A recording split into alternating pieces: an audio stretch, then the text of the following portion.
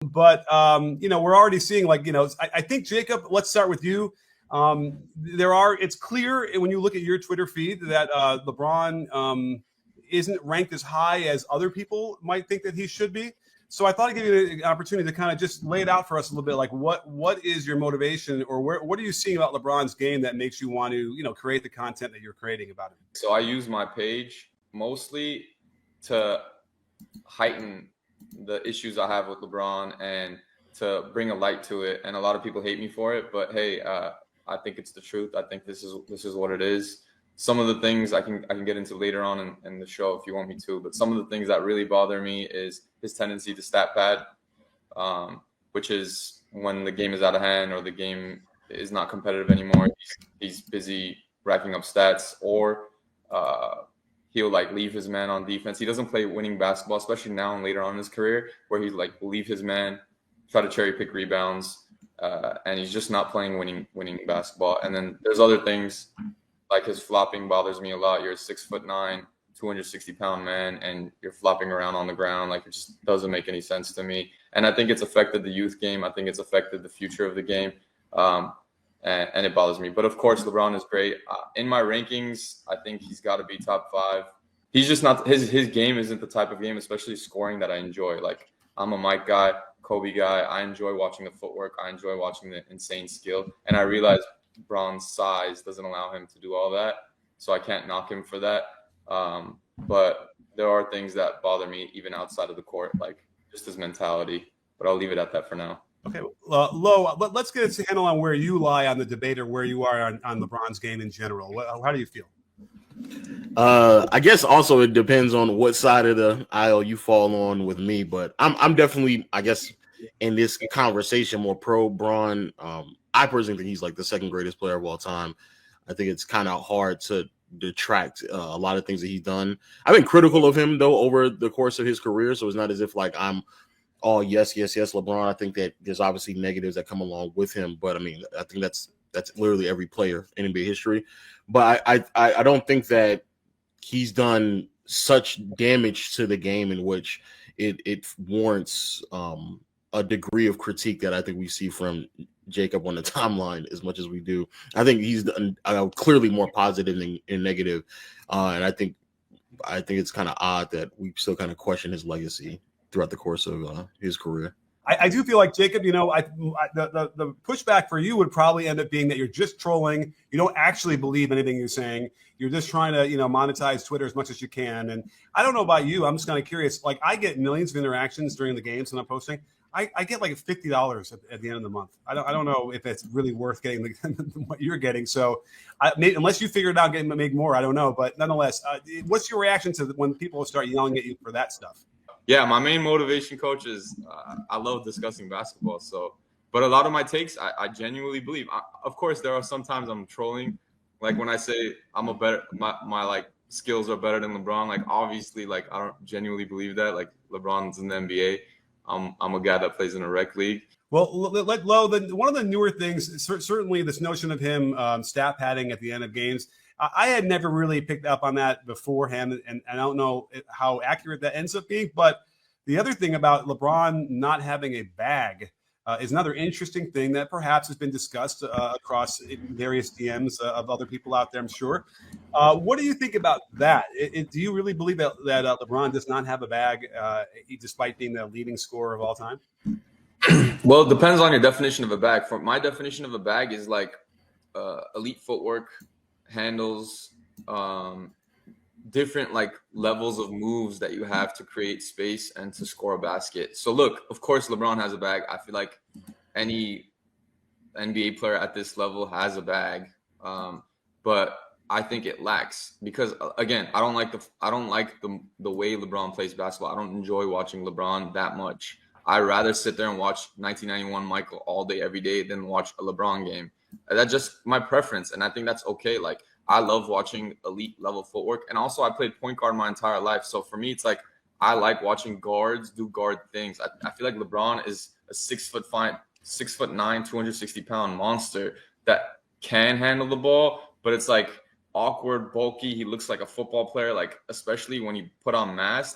younger LeBron I actually enjoyed. Like the Cavs LeBron, he had more fluidity to his game. He was attacking the basket. It looked more beautiful. Like I like the aesthetics of the game. Like even KD, I prefer watching KD over LeBron. Like KD's scoring ability, it's just you're like, dude, how did he do that? Like because I've played the game since I was 7. Like when I see things that I know how difficult it is, I'm like, wow. Like LeBron, of course, does difficult things, but a lot of the times he's just using his size, he's bullying guys.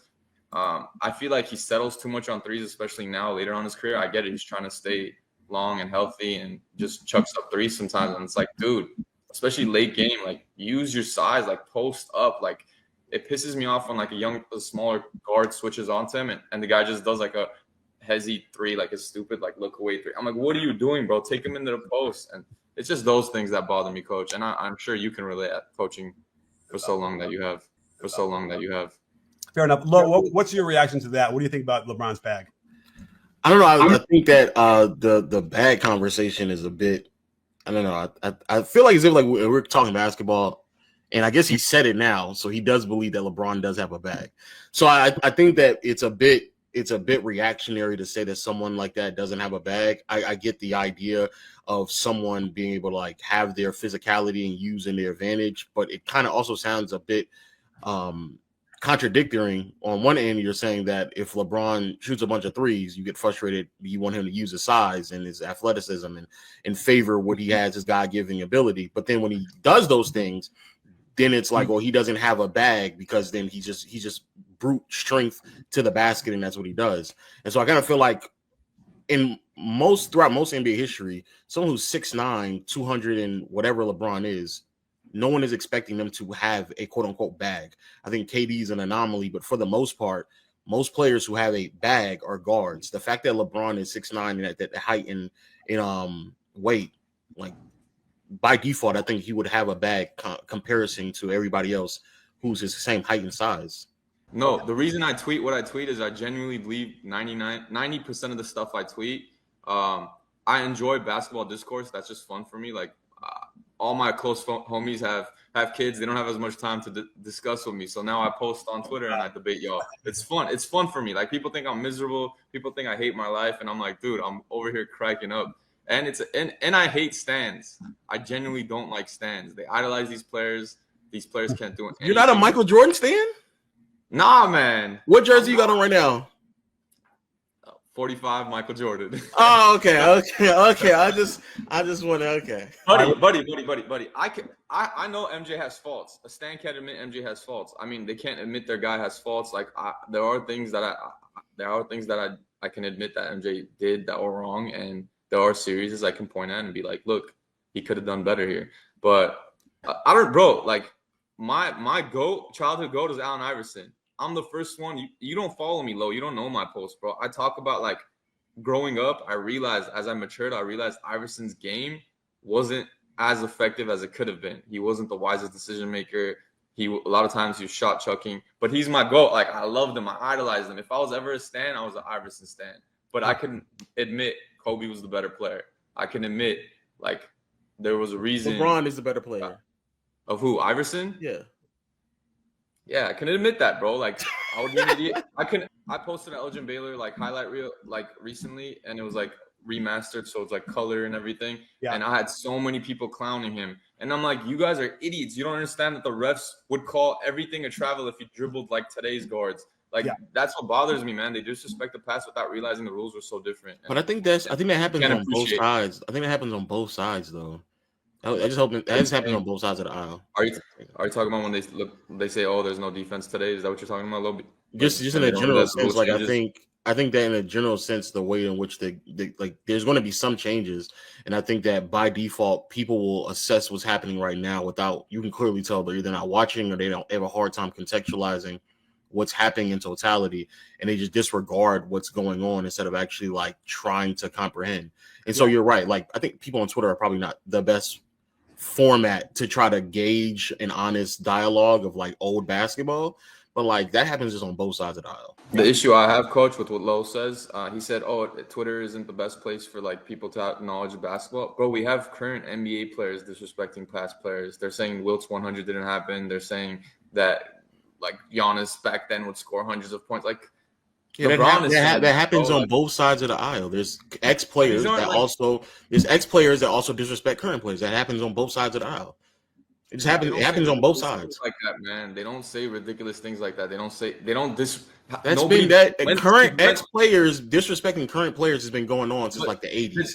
since when did they deny the 100-point Wilt game, bro? Like that's only a I recent think, but I phenomenon. Like growing up, that think was that's never just. a I debate. don't think that's real. I think people are just trolling. The same way that you say like 10% of your stuff is trolls.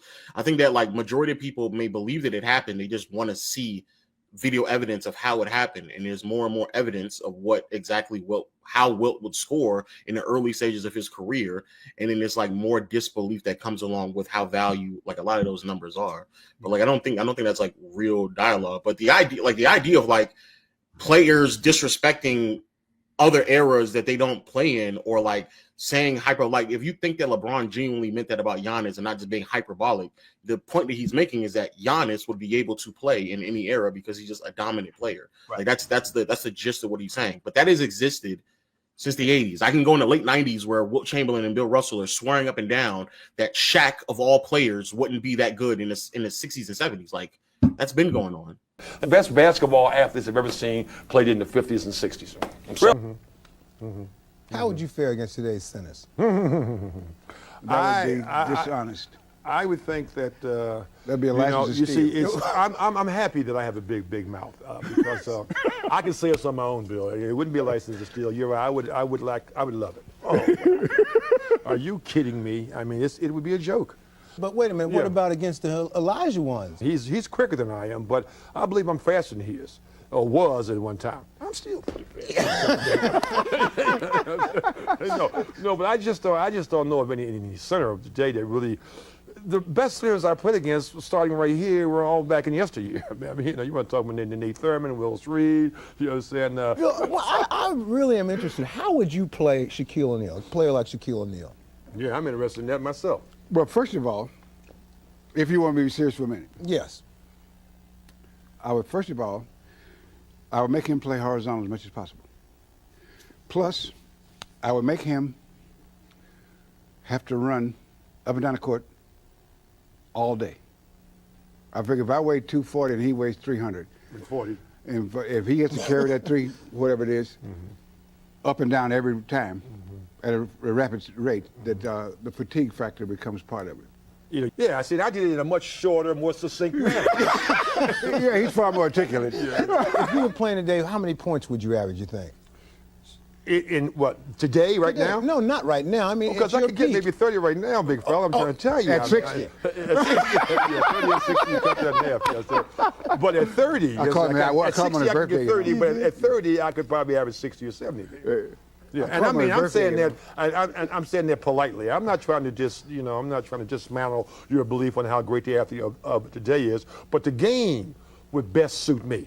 So the legacy here is, the NBA ratings have been going down, right? I've been hearing from, TNT and ESPN and all the people from behind the scenes. Sounds like there's a real problem, right? Like the ratings, and however you can look at them and mask them or whatever, and how we're digesting it is up for debate. But the interesting thing is this sort of the culmination of like LeBron's legacy. We've now gone through his entire career. We're getting there. And is everybody turning off? Ratings wise, I don't like, if anything, like Curry and LeBron aided that in many ways. If the argument is that like LeBron's ruining the ratings because like the ratings are down, but when he plays and even when Curry plays, the ratings are up, I don't see the correlation there. But when people make that assessment, that's just, if you just go throughout the course of NBA history, when they were gathering rating numbers, even when Jordan wasn't playing anymore, the ratings took a massive dip. So the ratings are just like based off of players that people have some type of connection with. And unfortunately, I do think most people just haven't had the most connection with some of the newer generation.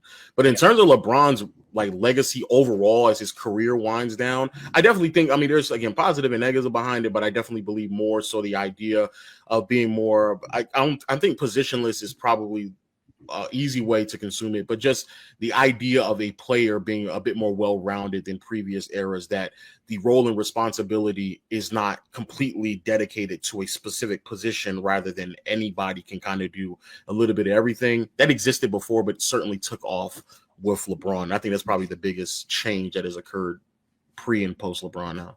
Interesting. What about you, Tim? I'll take a stab at it.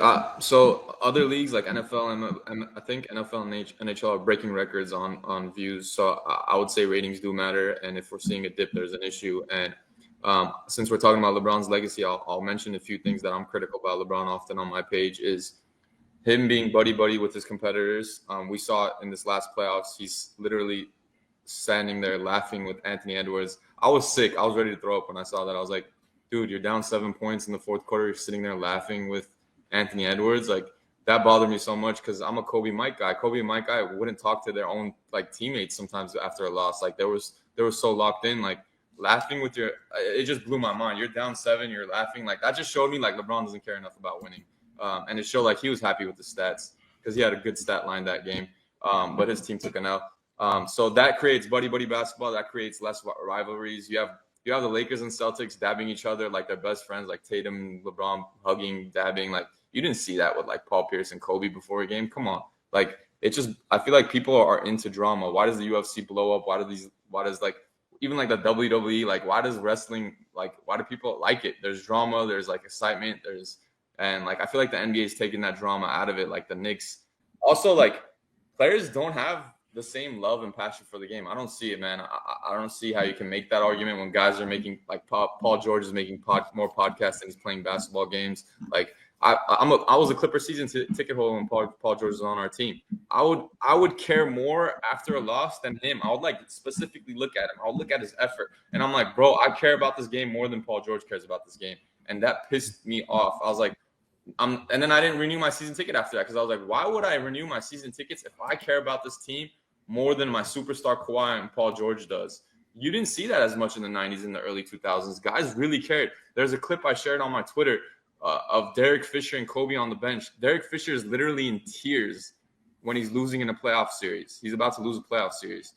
Kobe is on the verge of tears. He's like, I'm going to work myself till exhaustion in the offseason to get back here. Like, it meant something to them. And that's why a lot of these modern players, they're like on a fashion show. Like, they care about their clothes more than they care about the game. They care about their podcast more than they care about the game.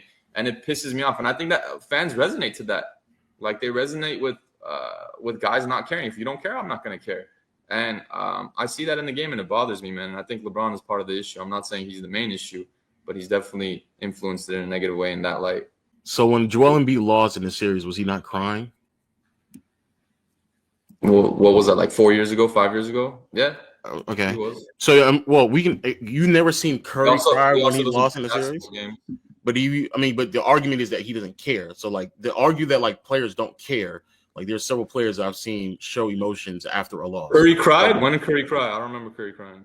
You've never seen Curry cry, even in a win or loss? But what about the OKC Thunder this year, man? Were they excited when they won? But there might be something there. Like, not that we need to see the OKC Thunder locker room partying, but it is interesting that like what we're missing here is that outward display that we can then connect. But I think it's a catch-22. If I do that, then I get laughed at for celebrating something that should be quote unquote minuscule, right? So like Patrick Beverly celebrating that they won the play-in tournament, and everybody's laughing at him like, "Oh my God, they're acting like I'm actively doing the thing that you want," but then you make fun of me. When Kevin Durant actively cries when he gets the MVP, like then all of a sudden like that becomes a thing. When Joel Embiid cried when they got eliminated, that actually becomes a thing that people now make fun of. So I understand what y'all. I respected it. I know. I'm not saying that you may not respect it. What I'm saying is like there's always there's the other side of the aisle that can't be ignored when these things are occurring. In an overall sense, though, about players caring. Again, this is like a tired rendition of like things that I've heard even when I was growing up. Because in the 2000s, there were several people who did not believe that players cared back then. There were several people who sat there and claimed that players in the NBA are thugs, that they just sit here and they're all trying to redo Michael Jordan, that everybody just sitting there making a bunch of money when they're in the early stages of life, like in their teenagers and 20s, we're handing them hundreds of millions of dollars. Like that was literally what was being said in the early 2000s. And then even before that, people, trust me when I say, to Paul George, anybody else who's watching this, congratulations for having a podcast off the court. I'd rather you do that than doing crack or going around and having sex with hundreds of women. Like that where we are right now with people doing their time is much more constructive than what they used to do in prior eras.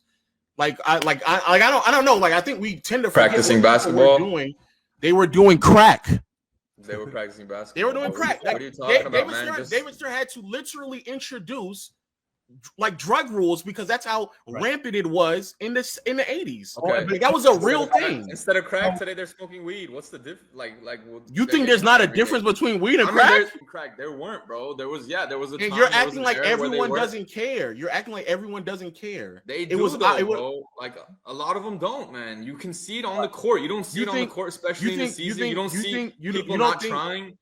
You don't think I'm just making this up? No. I think that you're hyper focused on things like Coach Nick said. I think a lot of these things occurred.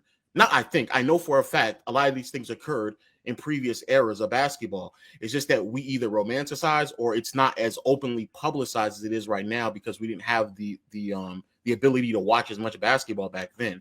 But I just got done watching the 81 finals.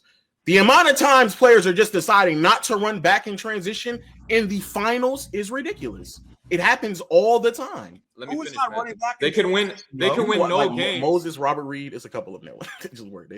Robert Reed, was on crack. If you're talking about like possessions, okay, that happens in every game. What do you mean, bro? Like I don't even understand what that point meant. Like it's all relative, bro. But people now I agree, it's relative. 300 million, whether they win or not. Like even coaches, man. I'll tell you this. I'm a Clippers fan. I watch my Clippers press conferences especially after the playoffs. Ty Lue stands there and he laughs, bro. Like after a loss, he's giggling, he's laughing. I'm like, bro, this guy does not give a crap if we win or lose. Like, we have another one from a Coke Roll Gospel. Thank you so much. Really generous of you.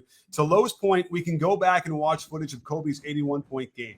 There isn't a lot of tape, if any, from Wilt's 100-point game. So as the years go by, it will seem more mythical. We've never had any film from that. Yeah, there's we have a live radio broadcast of it. Yeah, posted it on our feed. So, now, we have a player that played against Wilt that was in that game that confirms it. So I mean, yeah. Did you enjoy the stat padding in that game though? Did you enjoy the stat padding in that game? Give me a second. We don't have video footage of Jesus Christ either, but we all believe in Jesus. So I don't know. Like, did you enjoy the stat padding in that game? Did you enjoy the stat padding in that game? When they were fouling, when they were up by, there was like 7 minutes left, and they just started fouling to get the ball back. Did you enjoy that? Did you think that was great basketball? I think if you're shooting for 100, that's actually pretty cool. But if you're stat padding to keep up your averages and do that was nonsense, it's stat padding. Yeah, you're right. If that's what happened, yeah. But it's not what if you're claiming that you heard the whole radio broadcast, they literally say it in the radio broadcast that they're fouling. Yeah, as a pure basketball fan, I think all stat padding is weak. Yeah, so including that. Okay, so it's weak. Okay, cool. All right. Now, I think that again. I mean, I think Kobe and Jordan and a couple other people. I don't think it's just those two. Like KG, I think they are like different in a lot of sense. But I think that for whatever reason, people tend to utilize them and believe that like the entire decade that they played in or era that they played in adopted their mentality when we know that wasn't the case. So when people are referencing stuff like back in the day, this and that third happened, it was really just like a handful of players that would probably play that way or do certain those things. There's a lot of other players that just didn't do those things. Like as much as Kobe was dedicated to like practicing and getting better, like Allen Iverson openly admitted that he wasn't. Like Shaq wasn't. Like there's a lot of other players that like openly stated that he just weren't as dedicated and weren't willing to do those things. Thanks so much. Didn't MJ gamble in '93 Eastern Conference Finals? I don't remember ever seeing anything like that, but I do know that He did. He gambled. Like, Jordan got in trouble that he was like leaving from the arena to go to what is that in New Jersey? The gambling site in New Jersey, the casino, Atlantic City. Yeah, and then would come back. Okay. In the playoffs to go play, and they wrote about it and everything. I mean, he was dedicated. I mean, back in the day, how dedicated they were off the court. I mean, it's low. Did he end up winning? Let me know if. But is your argument winning or is it dedication? No, my point. Well, bro, because Draymond started his podcast when they won the finals, so they won that final. So was that a problem or was that not a problem? You know what the problem with Draymond is? He's giggling and laughing with LeBron on the basketball court while he's was that? But did he win though? But did he win though? But did he win though? I don't remember him winning. He won that game. Yeah, he won that game. That game that you're referring to, he won that game. They did the run. They started he started a podcast, and he ended up finishing that run, winning a championship. So does it? I'm asking, does it matter now?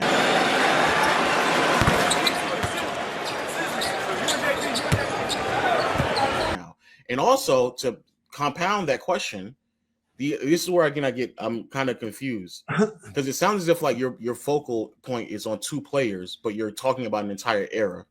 So if you remove Michael Jordan from the 90s, let's talk about everybody else. Everybody else was losing outside of Hakeem. So all these people who were losing in the 90s, they were also gambling. They were also playing golf. They were also out late at night playing poker, throwing people out of windows like Barkley did, but they were losing. So this idea that like, oh, now in today's world, oh my God, I can't believe in today's world they sitting here doing this and not winning. But this stuff, you can date it back to the 90s. They were doing this in the 90s. Tell me this. Mm-hmm. Which era practiced harder? I don't know. It depends on which player. Because I mean, in the 70s they were doing crack. No, teams. 80s they Which were probably. teams? I don't know. Players. I'm not in the locker room in the gym when they're practicing, so I really wouldn't know. I've had discussions with current players, and I've asked them these questions, and I can tell you that back then was a lot more difficult. What's back then? 90s, 2000s, any of those eras. So 80s, 90s. It's a fact, brother. It's a fact. They practice harder. I want to be clear. I'm not refuting if it's a fact or not. I don't know. I'm not there playing with them. They practice more. We'll look it up, man. I've looked it up. Which era did more? Which era did more crack in their off time? Well, stop bringing up the crack, man. You're talking about like the 80s. You're bringing up. I'm not talking 80s. I'm not familiar with that. I'm not that familiar with the 80s. Okay. The eras I'm talking about is 90s. Okay, 90s, I'll ask the question again then. Outside of Jordan, when everyone else in the 90s was losing, why were they doing those things off the court, such as gambling, such as partying, such as doing a whole bunch of other stuff, but they were still losing? Because I agree with Jordan should have the privilege effectively do whatever he wants to do because he's winning. But if everyone else in the 90s are losing, why were they doing those things? Brother, we've had players and coaches, including Steve Kerr, come out and say that they don't practice nowhere near as hard as they did back then. That's not what I'm asking you. That's not what I'm asking you. That's what I'm talking about. What are you talking about? You're talking about. I'm talking about because the initial statement that you made was about things that people are doing off the floor. That's what you said, and you reference how Kobe and Jordan didn't do those things. And the point that I keep trying to hone in right now is that there's this myth that for whatever reason, when you say back then, that Kobe and Jordan, they without a doubt had a mentality that was above all. But everyone in the league didn't adopt that. So now I'm asking you, if you keep talking about back then, let's talk about back then and not only just one player. So the rest of the players in the 90s. You want me to name you players? Name you players that are dedicated to the craft more than players today. Is that what No. I'm asking back then in the 90s where you claim it didn't happen. Why was it that there were players that were doing a bunch of things off the court but still losing, such as a Charles Barkley, such as a Karl Malone, such as a Patrick Ewing, such as a John Stockton? Why is it that they were doing things off the court but still losing? Only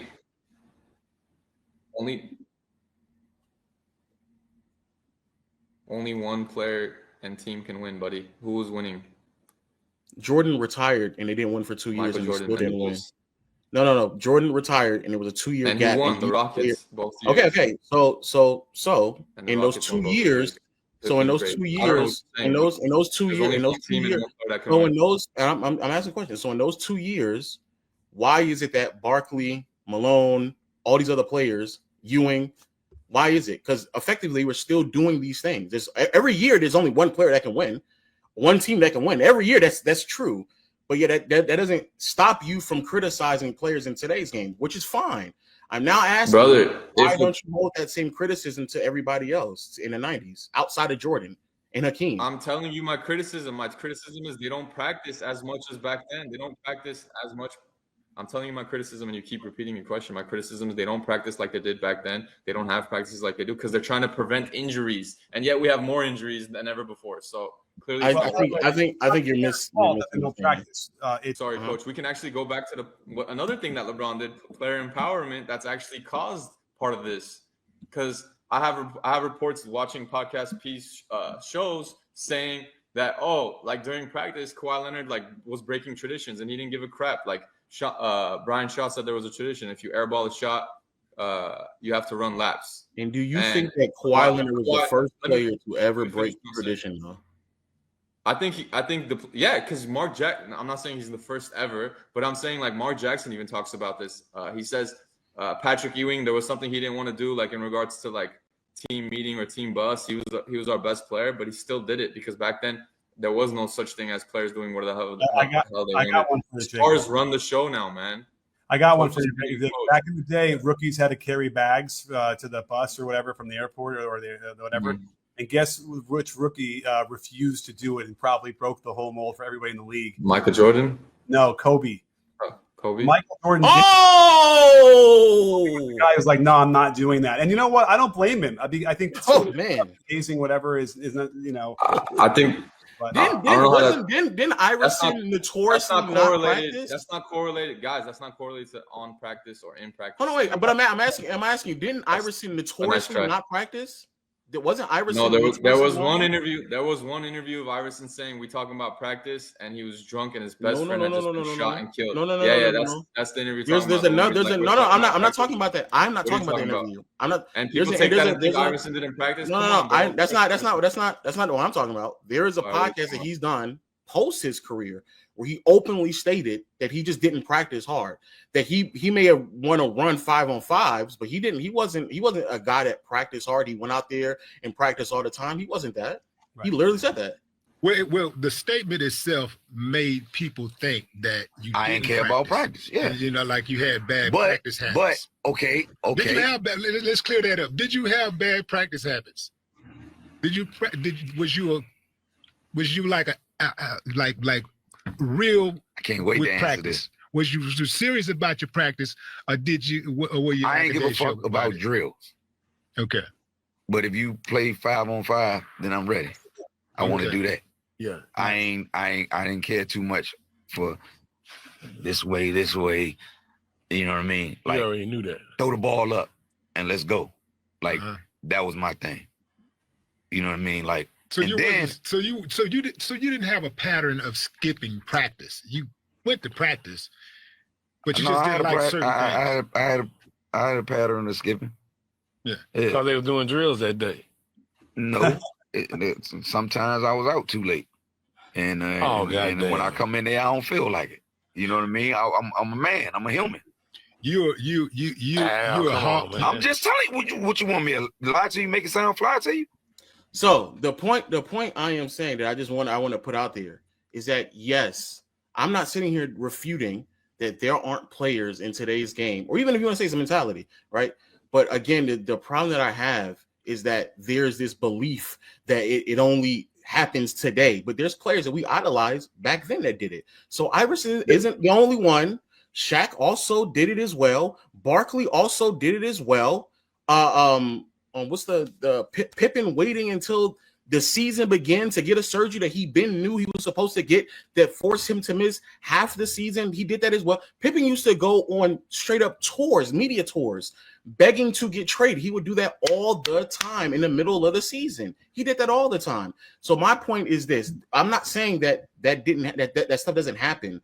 My problem is that there's this mythology that everyone is Kobe and Jordan. That's not true. Jordan, bro, he was a party animal. Wait. Let's talk about before Jordan. Why is it that teams didn't want to even sign Dennis Rodman? Majority. Do you understand the word majority? Do you understand what that word means, Lo? Where the majority of the guys doing this, they weren't. Oh no, guys were practicing. The majority of teams were practicing. But what I'm saying is, you're asking. Now they don't even practice. Do you understand that? I want to be clear. This all started because you are trying to claim that part of LeBron's legacy is for initiating some of this behavior, correct? Yeah. Okay. What I am now showing you is that there were players before LeBron even came into the league that were doing this. Minority. No. Just get to minority back then. It was the minority. Now it's the majority. That's what I'm trying to explain to you. Bro. You could always find an outlier. You keep finding outliers. Look, I won. These are so outlier. What do you mean, bro? Yeah, but doesn't that mean it's even worse though? Doesn't that mean that like if Iverson is supposed to be one of the faces, he's leading it. He is the guy. Same with Shaq. He's leading the course from what is supposed to be the end of Jordan era into another era. And if some of the people that people are gravitating to are people like Shaq and Iverson, before LeBron, wouldn't that mean that they are some of the people who are laying the foundation before LeBron? You could possibly make that case. I'm not saying LeBron. It's not a possibility. That's what it is. That's just the facts, dog. It's not a possibility. That's the facts. I'm not saying LeBron is the end all be all that created this. Obviously, there was a slow build up, and then LeBron took it to another level. He started freaking being a GM. We didn't have players being GMs back then. Are you kidding me? Like, he's calling up his buddies. Charles Barkley was literally flying over the country to sit down with the general manager and tell the GM. Not a prime Barkley. Charles Barkley literally flew across the country, sat down with the Portland Trailblazers GM, told the GM who he needs to trade. Is that not being a GM? I just wanted to get out of Philly because I was just frustrated. 2 summers before, I flew to Portland to meet with the Trailblazers on my own dime. Really? I did. I'd had enough. They had lost to the Bulls in the championship. They had a lot of talent. I felt like they were one of the few teams that could actually give up. I think the Suns traded 4 players for me. So I flew to Portland and I said, can I meet with the general manager? So I just showed up. And you weren't with your agent or anybody? I was by myself. I didn't tell anybody I was going. I said, this is your roster right here. Y'all got the most talented roster in the NBA, but in the half court, y'all suck. Y'all got a terrific team, but the game is going to slow down and fail. All y'all need is this guy who can score in the post and demand a double team. He's like, you're right. And I said, you guys are not going to win the championship unless y'all trade for me. He called me and says, Chuck, we're going to stick with what we got. I said, well, thank you for taking the meeting, but good luck to y'all. Oh, you could do that. Sitting down with your GM talking. I'm talking about. No. Let me repeat what I said again. Let me repeat what I'm saying because you're not listening. No. Listen. Listen to what I'm saying. You're not listening to what I'm saying. Jacob, you misunderstood what I'm saying. So let me say it again. He played in Philly. He flew to Portland to sit down with the Portland Trailblazers general manager. Yeah, you missed that. Yes. But he sat down with the Portland Trailblazers general manager, told him who to trade to put him on the team with Clyde Drexler and Terry Porter to build that team. Is that 80, 89, 90? Isn't prime Barkley? Yeah. It wasn't prime Barkley, bro. That's not prime Barkley? Certainly have to be one of the candidates for MVP this year. Do you think about things like that? No, not really. I don't ever think, I don't worry too much about it. I think I've played well. I've had better years I'm having right now, but I don't worry too much about MVP. The only thing concerns me is the bottom line. Ain't nothing, and there's not anything left for me to accomplish but win a championship. Sure. I mean, with Iverson, what there was an interview that he talks about. He says after like a game with Kobe, he was like, "Yo, let's go to the club," and Kobe's like, "No, I'm gonna go to practice," and like that was the difference, man. And I think that's the difference of Kobe and the rest of like Iverson and guys that were party animals. It's like he dedicated his life to this craft, and you saw it in the court. So it's like. Yeah. When you guys keep bringing up Iverson didn't practice enough, I agree. That's what I'm trying to say, guys. Today. So, do you think Iverson ruined it? Then, would you say that Iverson ruined it? I mean, look, you know, Iverson is LeBron's guy, right? It's a simple question. We're talking about Iverson right now. Do you think Iverson ruined it? I think Iverson opened up the door, and LeBron like brought the floodgate. Yeah.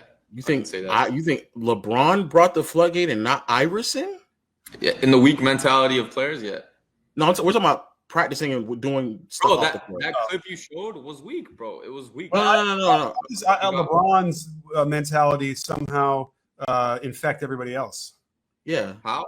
But not Iverson's though. The best player in the league affects how things go. You wouldn't you say Kobe affected the league? Wouldn't you say Shaq Jordan affected the league? So Shaq was the best player in the league, and everyone knew that Shaq wasn't. Maybe you're talking about 2003, maybe. That was like the window of 99 to 03. Shaq was the best player in the league. Do you don't think that Shaq's mentality? So do you think Shaq ruined the league?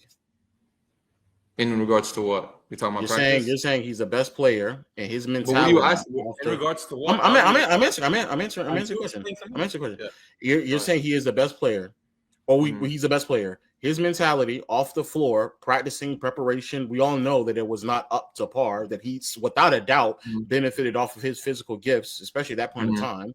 Do you think that as the best player, his mentality and set the tone for everyone else, do you think he ruined it the same way that you are insinuating about LeBron? Brother, you're stuck. No, you're stuck on the practice thing. It's not the only issue. Even, I brought up LeBron being buddy with guys. I brought up LeBron making moves, calling his competitors and joining with them in his prime. I brought up he's a flopper. I brought up he's a stat pattern. And all you're doing is focusing on practice. LeBron is a decent practice guy. It seems like he's training. He's played in the he's league a decent years. practice guy. Yeah, bro. Decent is like crazy. I don't know. Decent is crazy. Someone playing 22 years in the league. Decent. All right, you got it. Points. You're not countering any of my other points. I brought up 4 things. I don't. Okay. Well, the answer what you're saying, a lot of people. The only reason why I'm bringing up these players is because a lot of things you're saying about LeBron was said about them as well. So a lot of things about like Shaq, for example, people didn't like the fact that he didn't practice, that he was not staying in shape, that he would end up missing games. Kobe said it. Yeah, Kobe. Yeah, no, okay. But the point I'm making is that, and also like people got upset at Shaq that he was doing those things while also demanding a large amount of money. Like the reason why he left Orlando is because he specifically wanted more money than Alonzo Mourning. He wanted more money than Alonzo Mourning. Those are all things that people were saying about Shaq at that point in time. I guess the only other correlation that isn't there is that Shaq wasn't calling people up to try to join them, because at that point he was just so obsessed about making as much. He also wasn't flopping. He also wasn't buddy with his competitors. He also wasn't on the court fair, and he wasn't flop because he's like 7 foot whatever. But a lot of things you're saying about LeBron also are applicable to Shaq. So again, I'm asking, when Shaq was the best player and was doing the exact same things, some of the same things that LeBron was doing, do you think he was ruining it? That's what I'm asking. I think it was weak what he was doing. Yeah, I don't know if he had the same influence that LeBron had. I feel like LeBron has a bigger influence.